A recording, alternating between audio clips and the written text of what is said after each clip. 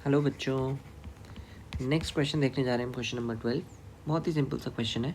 A metal M forms a sulphate M2SO4 whole thrice. ठीक है भाई, ऐसा मेटल है हमारे पास M2SO4 होल थ्राइस। ठीक है, यानी मेटल पे +3 ऑक्सीडेशन स्टेट होगा। अब हमें क्या बोला गया है, एटॉमिक वेट ऑफ एम बताना है।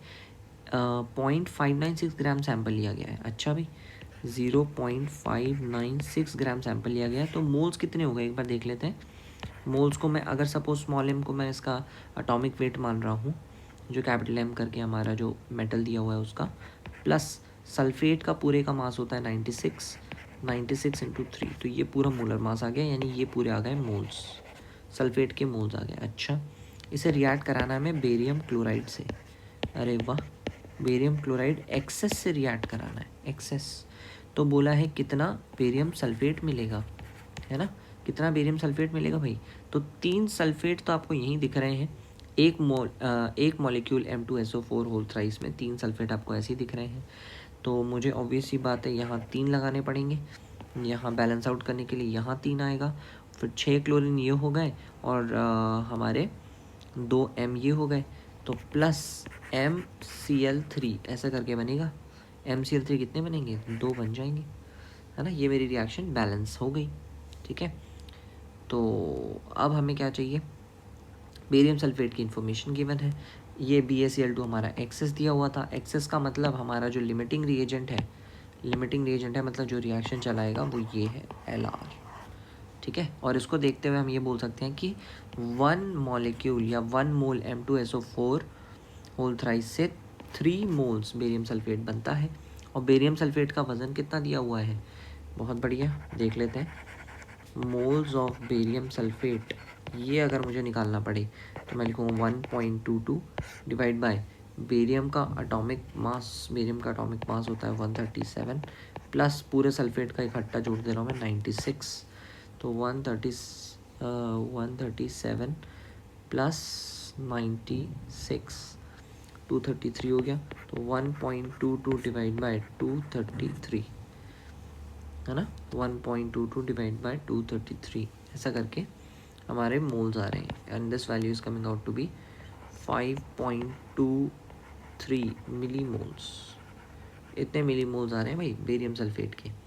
अब जो हमारी बैलेंस रिएक्शन है उसको देखते हुए हम ये बोल सकते हैं कि 3 मोल बेरियम सल्फेट बनाने के लिए मुझे 1 मोल ये चाहिए था।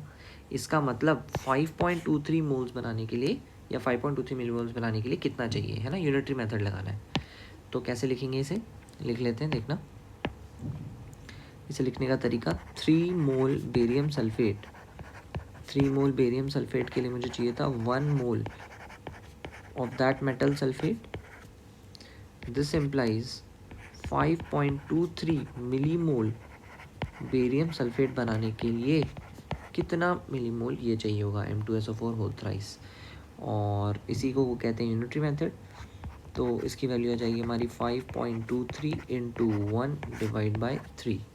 ठीक है, और ये मिली मोल्स है, मोल्स में करने के लिए मैंने इसे 1000 से डिवाइड कर दिया, यानी इतने मोल्स चाहिए होंगे मेटल सल्फेट के।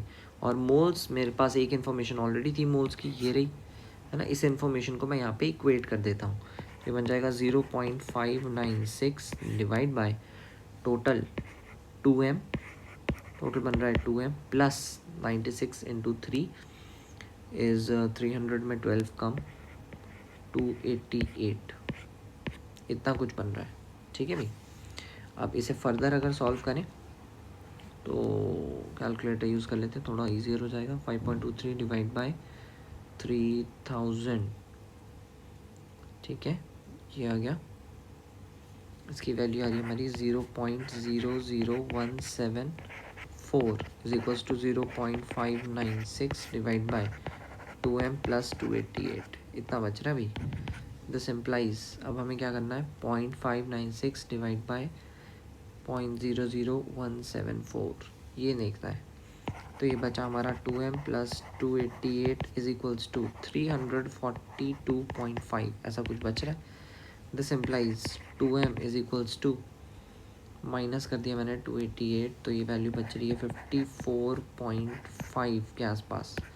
दिस इम्प्लाइज m की वैल्यू रह जाएगी 27.26 ऐसी कुछ रह रही है एम की वैल्यू भाई, इतना ग्राम। देखते हैं ऐसा कुछ आंसर है क्या 27 के आसपास। 26.9, वेरी गुड, काफ़ी क्लोज आंसर है।